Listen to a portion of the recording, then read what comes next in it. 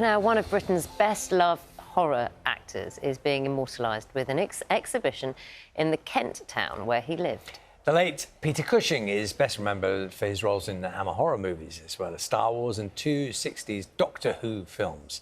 Our reporter, Oliver Whitfield-Miocic, has the story.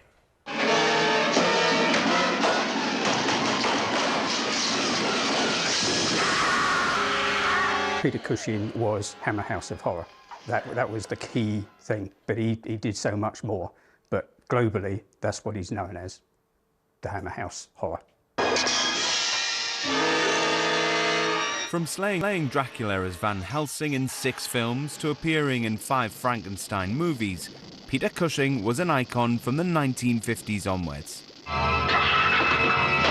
Cast in more than 100 titles brought him to global prominence, but Cushing eventually settled in Whitstable, where his life is being celebrated in a new exhibition. The first one that I did for them was called The Curse of Frankenstein, and it was an enormous success.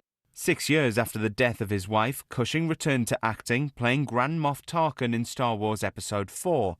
But not everything went according to plan. The story on set is that he was getting on a little bit and his feet were hurting, and he was meant to be wearing jackboots.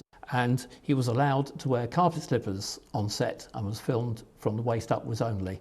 This, of course, was a huge joke for the rest of the cast. And at the end of the shooting, they made the doll there and the little carpet slippers to go with the doll to present to Peter at the end.